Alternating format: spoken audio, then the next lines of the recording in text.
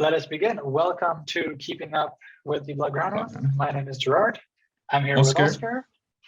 And yeah, we're going to talk a little bit about the exciting game that we saw yesterday. Hopefully everyone else was watching, because if you didn't, you missed out, my friends.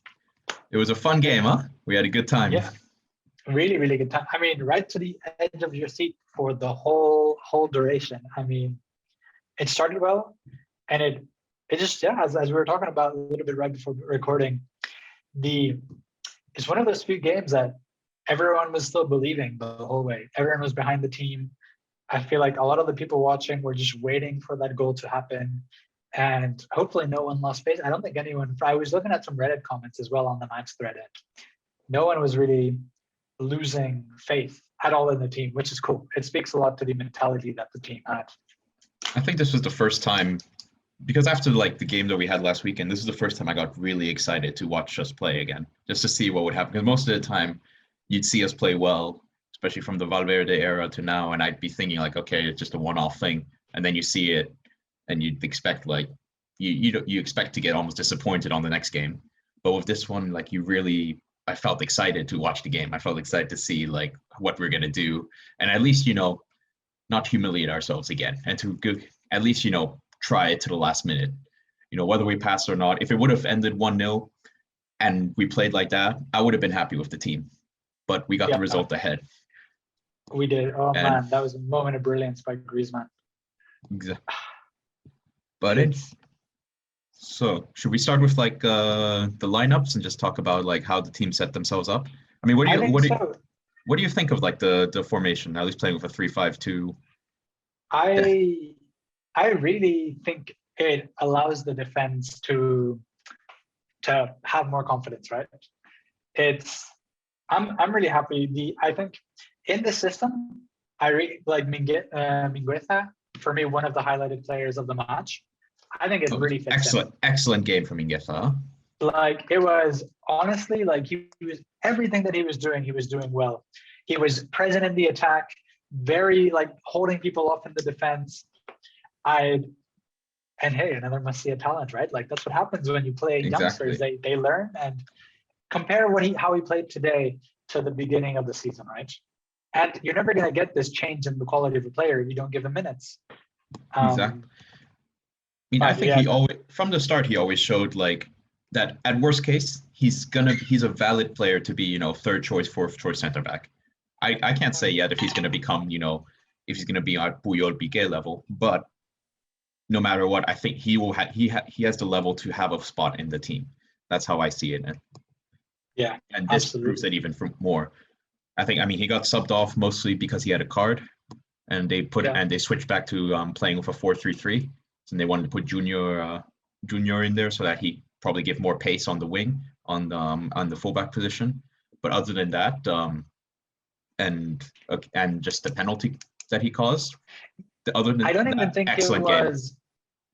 Exactly. And honestly, on the penalty, I think I texted you right when that happened. I was like, that's not a penalty. I didn't think he really was deserving of causing that penalty, especially with the game that he put on. I mean, you could see on one of the things I wrote early on was when we were playing out back, it was a little bit sloppy.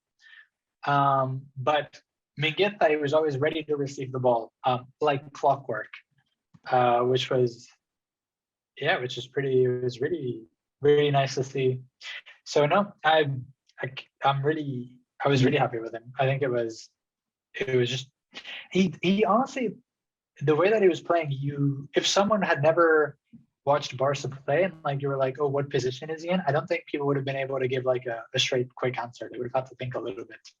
Because you saw him, between him being a defensive midfielder, or I mean, most Barca players can play very well with their feet, so not surprising, eh? No, that's true. That's very true. And the way that he was connecting with some of the players up front, especially like with De Jong and with Dest. What did you think of Dest's game, actually? I think he was very irregular today. Like last night, I think his positioning was really good. There were some chances where he was one-on-one with Acuna, where he thought Sevilla's left back, where I feel like he could have tried a little bit more, and there were some balls that didn't quite. He was a little bit slow on the passes, but I think remember the guy is what 19. He's just come into the team. It's normal that he's not going to be regular for the entire season. So let him come in little by little, and I think time will tell with this guy. I think his one-on-ones, they weren't. He would just do the same thing over and over and over, and especially in the first half, we relied quite a lot on that side of the field. And honestly, like his combinations with De Jong were really nice. Yeah, and with Messi as well, I'd say. Those three were playing really well together. I think the issue is sometimes it felt like he was just running straight at a wall and doing the same exact thing, and he just kept getting overpowered. I feel like he was just uninspired that day. It was it's more of a question of just the state that you're in mentally, I guess. And I feel like that's something that with minutes and just with time and him coming to himself as a player, he'll really advance. That's true. No, that's fair. That's fair. I do think people were being a bit harsh on him. At least some of the beIN Sports commentators were. We're not saying too many nice things. It's easy to blame it on him. But no, as you said, it's an uninspired night from him. But I think at least playing with the rest of the team, it was pretty good. De Jong had a really good match as well, actually. Yeah, I enjoyed his game. A few disconnections defensively I found with him in helping to cover Desta's side, because there was once or twice where I think where El Nezeri, I think it was, that kind of found his way behind the back. But overall, especially the first half, I think we deserved to have a 2-0 lead by then and not have to I think we dominated them quite importantly there. Yeah, we did. No, that's very true. Also, we were shooting more. That was a very welcome surprise. Mm-hmm. Exactly. Clean as well, eh? Yeah, it was good. I think towards the end of the first half, beginning of the second half, we started veering into the territory of I don't want to take the last shot. Where we probably were passing the ball a little bit too much right in front of goal. But especially in the beginning, I think it was great. And I mean, what a shot by Usman there! That was. Whew. I think we should. It's a good point to talk about Dembele's new role in this team, sort of as a second striker, moving into the space, taking these shots more. What do you think of his new role in this team? I really like it. I think it shows a lot more confidence, especially because I find that a lot of the times we're not really that confident shooting at the goal, right? We always prefer one more pass, whereas he has the confidence to shoot. Mm-hmm. And that's really what we need right now. We need someone who's just willing to take the strike. I think I don't want to get off topic, so I'll just quickly mention Pedri, for example. I think there were a few opportunities where he should have shot instead of done one more pass. And I guess maybe he's not super comfortable with shooting. That's totally fine. I think that's something that everyone can work on.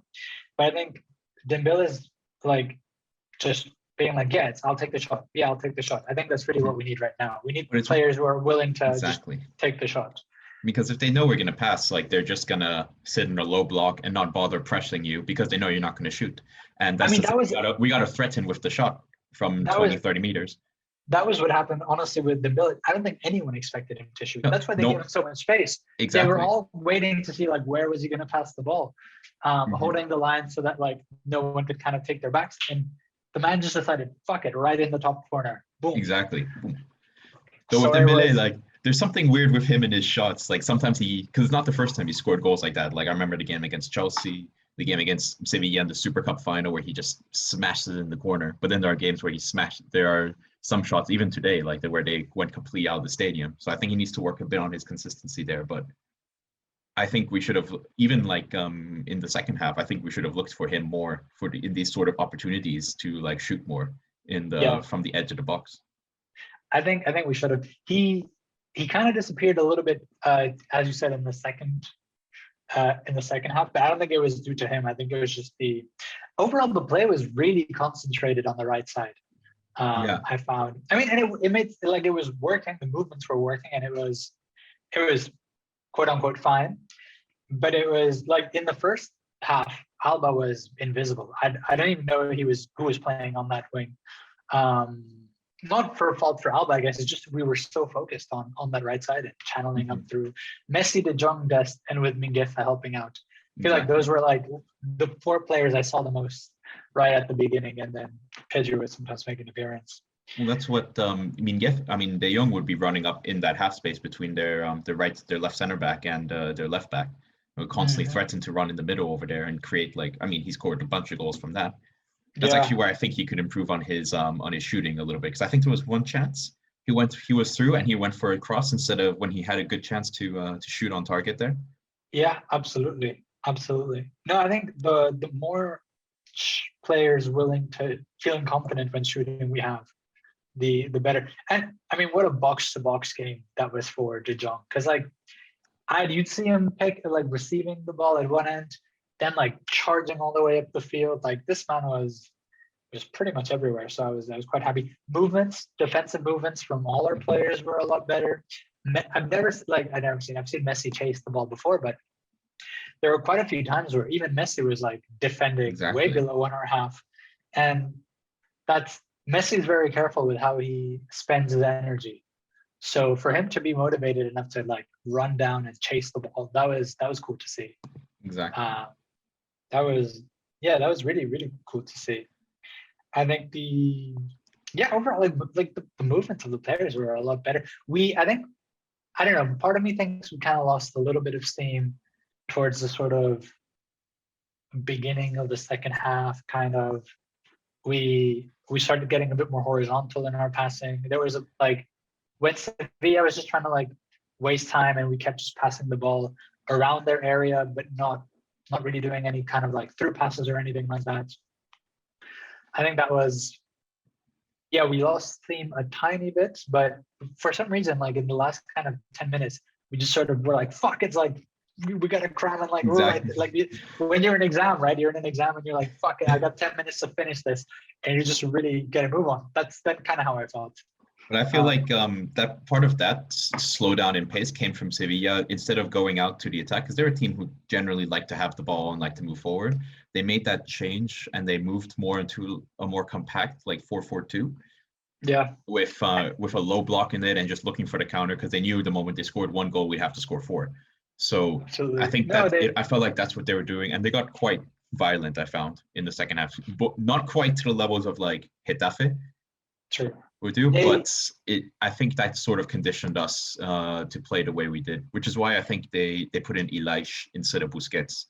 Anyway, what do you think of that change anyway, of his performance?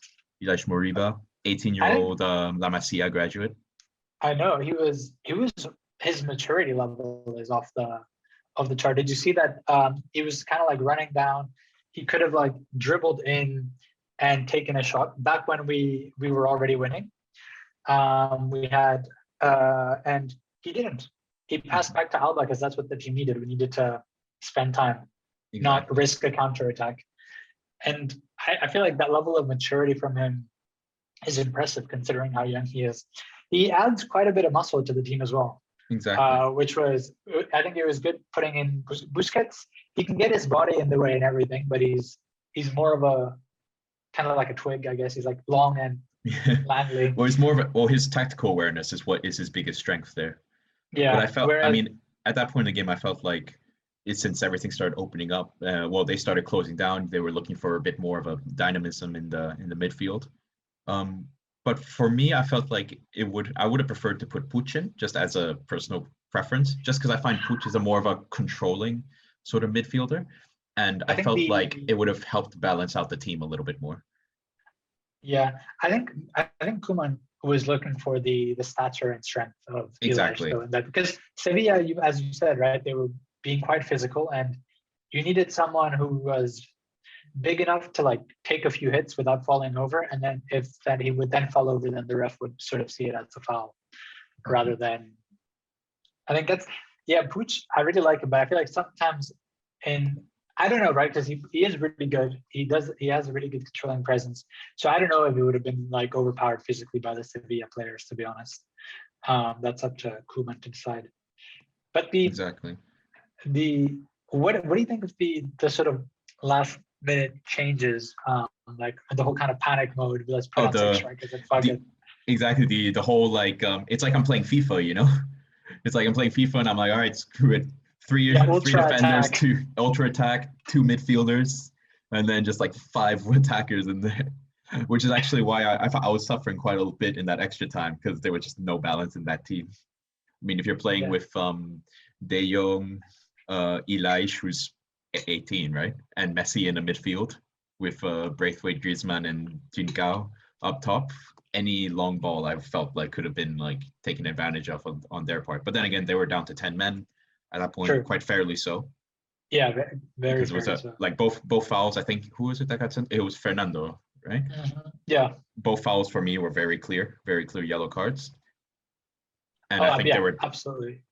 My main issue in the extra time was that once we scored the third goal, we didn't push more for a fourth. I understand that they're getting tired, but at that point they're so down emotionally after conceding in the last minute and being 10 men down. Like, you should be able to push a little bit more, I felt, at least. But that's more personal opinion.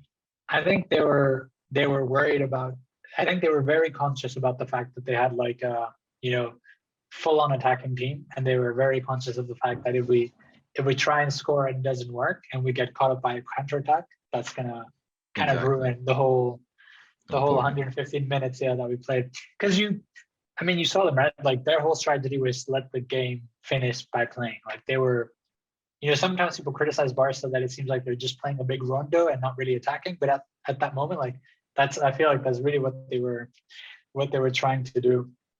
So it was also Martin Braithwaite with that was such a number 9 kind of goal, right?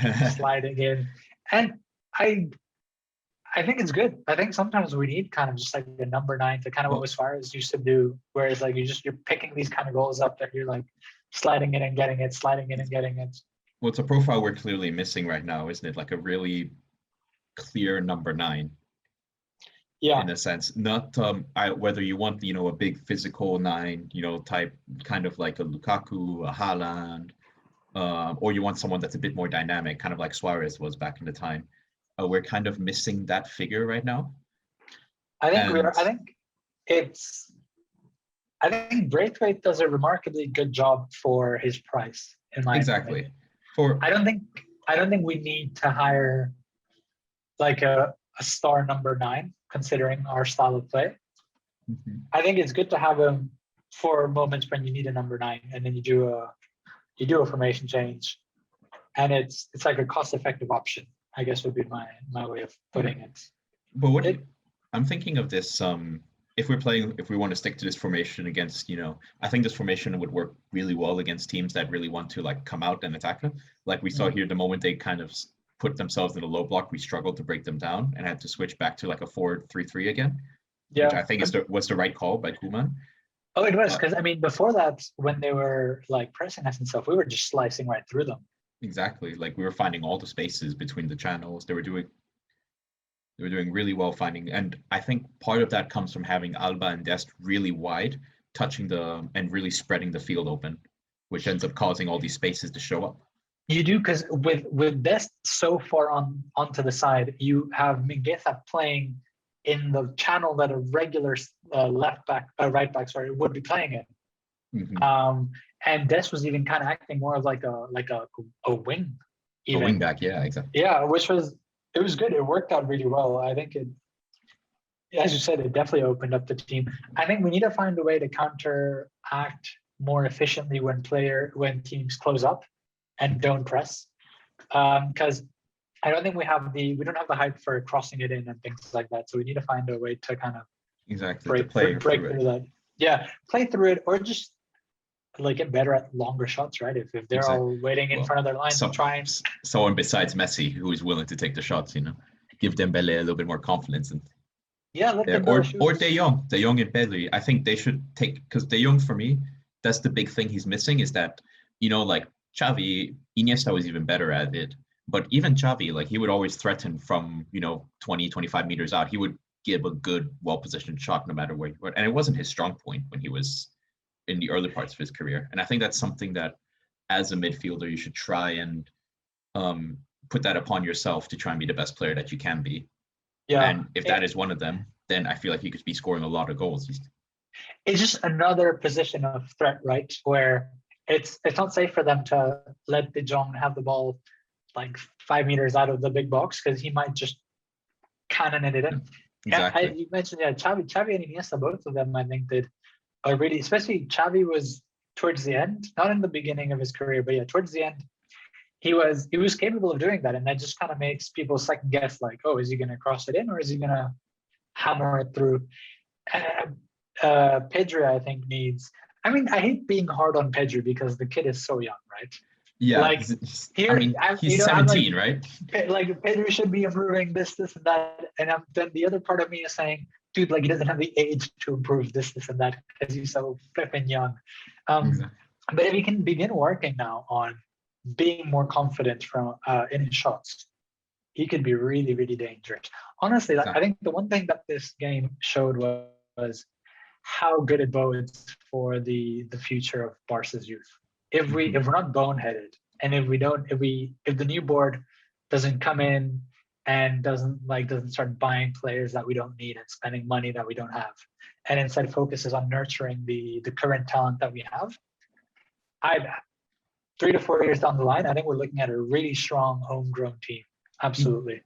Even right now, we pretty much dominate against Sevilla, who aren't any slouch. They're a team that's competing in the league. They're doing really well in this. They're a consistent Champions League team who can give trouble to anyone out there. It's not the top tier of football, but they're up there. They're up there with the teams like the Dortmunds or these Arsenals, the Chelseas, those kind of level of teams. And Absolutely. we managed to. So we definitely have the level for this to at least compete well in all competitions. So it's about attitude. It's about putting the right tactics in front of us, and push forward. Putting the minutes in, because that's how they learn. Honestly, like practice makes perfect, and the best way to practice is by getting real life experience. Exactly. And as I said before, I think we've seen a remarkable improvement in Mingueta's game. Players get like Pedri. I think part of his, it's the fact that he's been able to keep up and continue improving is amazing. It speaks to his talent, but I don't think he'd be playing as well as he is now if he'd been more of a sub. So, to be fair, I feel like Pedri's playing a little bit too much compared to other youngsters. Like I feel like players like Puig, Collado, Ilaish, I think they should be having more minutes, at least proportionally. If Pedri is getting so much, I think he's the player who has the most minutes out of the entire squad.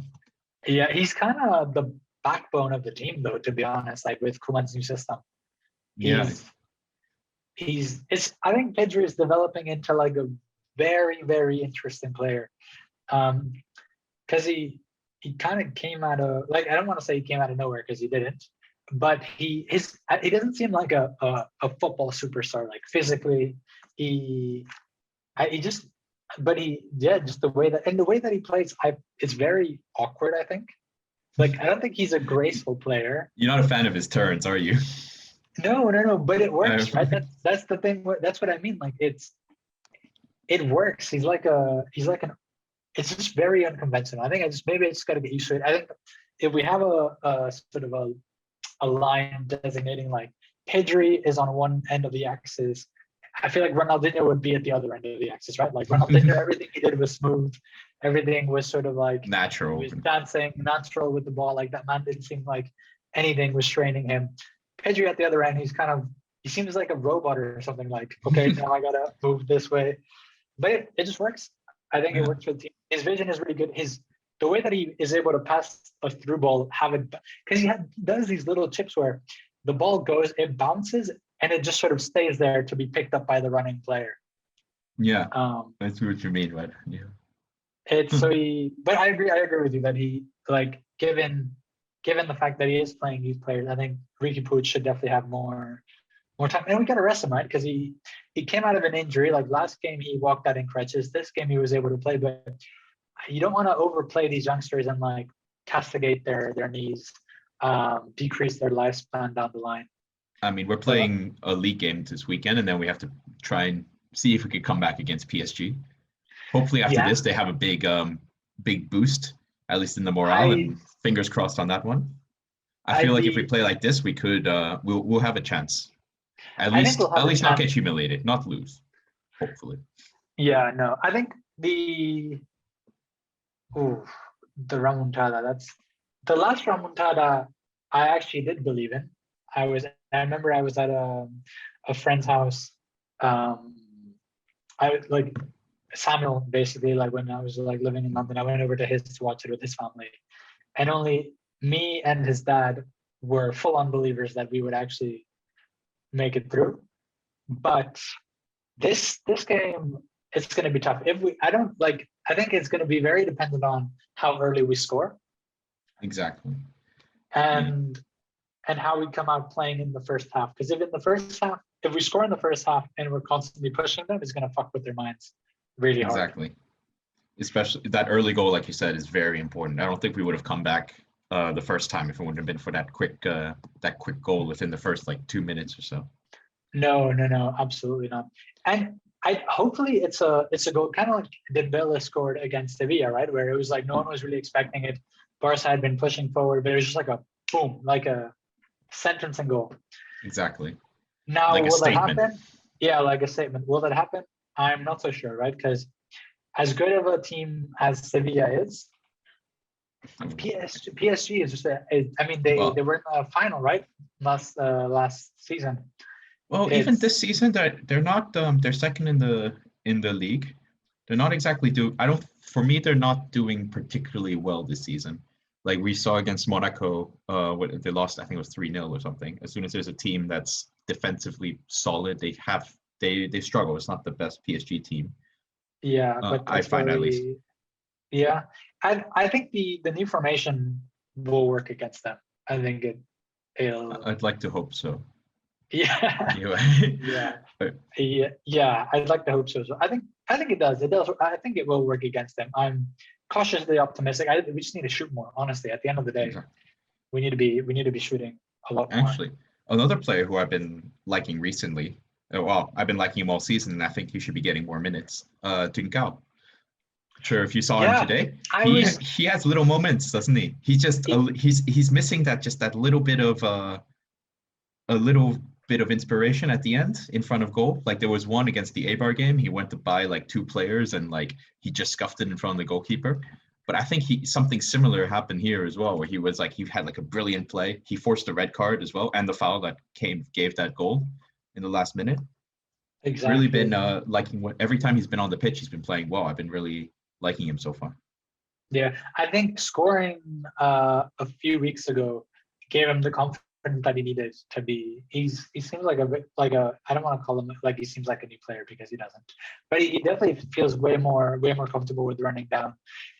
I'm really happy with him. I think in this game there was like 1 or 2 chances where he decided to I think he passed it to Messi, and then I don't know what Messi did, but Messi didn't end up doing anything with it. He kind of started going inside, and I feel like Trincao could have pushed forward and tried a shot or something. Yeah. It's good. Of the things the last board did, this is one of the few things we could actually be happy about, hopefully. Not by the way they got it, but by the player that came on board. Exactly. Yeah, exactly. I think we perhaps should utilize more of our subs earlier on, because I think Trincao, for example, came on too late in this game. I would have liked him 10 minutes earlier. Especially with them closing down that much, I think it would have been good. I mean, since we're going back to that 4-3-3, I think it would be good to have him on I would have liked to see him with him on the right, Dembele on the left, and Messi as more as a false 9 over having Griezmann come in, to be honest with you. Yeah. Which actually poses another question. So this game and the last week's game against Sevilla, you're probably the best games we've had all season. And they're the games where Griezmann has played the least amount of minutes. Yeah. I think do you think Griezmann, because it seems now that there's like the A team and the B team that are currently forming at Barca. Mm-hmm. And do you think Griezmann could be the leader of the B team? I think so, but I don't Or think he would be 'cause he- happy with that. I don't think he. The thing is, for the way we play, I don't think he quite fits into the system, which is weird because like I was one of the ones who I didn't want him signed back in the day because of everything that happened with the decision and all that, and he had to make like oh a soap yeah, opera because of it. yeah. But other than that, I thought that he would be able to fit in well into the system with because Valverde at the time was playing with quite a centralized 4-3-3, and I thought maybe he could go in and play as a Villa position, but in that role, I found he hasn't been giving as much, and as a 9, he doesn't give. I find him honestly just disappearing half the time. Yeah, that's a fair assessment. I don't think he does. He does get lost. I mean, yesterday he had a good moment of brilliance. But other than that, I didn't see him the whole game besides that cross. I mean, 120 yeah, million euros for that. You'd expect him to at least deliver something like that every once in a while. I just don't. I don't think he fits in, as you said, right? I think he would be like the best player of the B team, and then he can lead the B team essentially. But as it stands now, I also don't think him. I feel like I find him and Messi sometimes tend to be mutually exclusive in what they offer the team, and you don't want to have two players doing the same Well, the same role. I don't role. think it really. Yeah, it Exactly. doesn't work like that. It's counterproductive. I mean, Griezmann plays best when he's in, a team that plays, 4-4-2, 3-5-2, with one strong 9 at the front. So, like a Lukaku, a Giroud, a Diego Costa, all those kind of players, and then he plays right behind them. So they pull the marks and he takes advantage of the space. Yeah. But here we Yeah, don't no. exactly have that. And No. if But we do have a 9, how are you going to sell him, right? That's the big issue because I don't think. exactly. How are we going to sell any of the players that Well, we need to sell? To be honest. I mean, him and Coutinho, I think we just need to just take our losses here because for me they haven't worked. They weren't signed. I don't think the coaches really wanted them on the team, at least.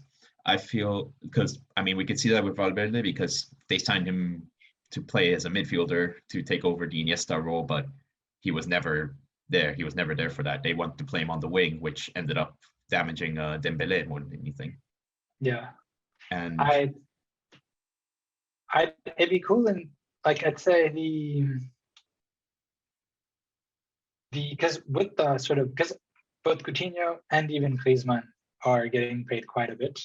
Well, the second and the third highest earners of the team. Exactly. Also, in a crazy sort of world, right? What would happen if Messi were to leave right at the end of the summer? Would you want Coutinho is out already, in my opinion. I don't think there's any point in discussing Coutinho staying. Would you want Griezmann then to stay and kind of play into that Messi role, or? There, I could see it potentially working, but at this point, considering his wages and his age, I feel like it's best. Exactly. I think it'd be better to let him go, and then with what we save on the wages, we can probably invest it in a player like between what we sell between him and Coutinho and some other players. We could probably invert that into someone like, let's say, a Haaland, for example, if he does have an option to leave for, I think it was like 70 million, for example. Yeah, it'd be interesting. Oh, true. It would be interesting because I think all of us I'm still working on the mind frame that Messi will stay, but there is a strong possibility that, I mean, it's well within his rights to leave. And if that does happen, how are we going to who's going to fit in that role is kind of my question, right? And I'd say it's about Griezmann or sorry? Exactly. Mbappe. Oh, that's another option, but no, I didn't say Mbappe. I said more of it's about having a team that works. And there's material here. We have material. No, I mean, I would like Mbappe. I would like Mbappe. No. I heard Mbappe and I was confused as well because I was like, yeah, Mbappe maybe, but like he's very expensive. Yeah, exactly. No, considering PSG's way of doing things, I don't think we were going to be able. They're not going to be fun to deal with for this. And I don't Put think it he'd get one way. along. I don't think he'd get along with the team. I mean, didn't he say he wanted to kill Jordi Alba? Oh, So- I mean, that was more because of it's things that happen on the pitch. I know. I still think it was pretty funny. But I feel like I feel like Messi leaving is more of a discussion for another episode. Yeah, because we could go on let's- for an hour on that. Absolutely. You're right. I think this will be like one of the things that happened on the podcast. I bring up a topic that's kind of sort of veering out of the way, and then you got to rein us back and focus on the game. One last thing that I wanted to mention, I wrote down in the first half, Alba invisible. And then in the second half, I don't think that was the case as much. But who do you think? So, I think Alba's game, it was pretty interesting. I think in the second half, he definitely made a lot more appearances. I mean, you see his volley. Yeah, that was cool. That was some kung fu style shot. That was really cool. He's done that kind of shot before as well, which is nice. But yeah, I think just because he's so short that you have to kind of make up. Exactly. You got to do the whole taekwondo kick in the air. Exactly. But I think Alba. I think he played quite well. I think in the first half he was a bit more invisible simply because of the way that we were playing. We were focusing on the other side of the pitch mostly, and that was just that. I feel like Dembele also kind of holds up that area, that zone. So because on the right side you have Dest, which is more I feel like more balls go towards Dest to stretch the field, and then you have Messi and De Jong who are kind of making the runs. Whereas on that side you have Bailey who's going more inside. And Dembele, who's also kind of in that half space, and you're waiting for Alba to kind of come up more as a surprise, like an old school fullback. So it's kind of the slight difference between the left and the right side there. Yeah, no, that's a fair. I also find that that right side has a lot better support in general. I mean, Messi's on that side, huh? Yeah, Messi's on that, but also from the back, right? Mingueza was covering Alba a lot better than. I mean. Lenglet, I didn't even know who was playing in that position until he did something. Which is good, right? Because honestly, I found him very correct. He didn't have a game like Mingueza, but I think for me he was very nothing too wrong with. I think he was just very remember. I wrote this thread at the beginning. Sloppy playing out back succumbed to pressure.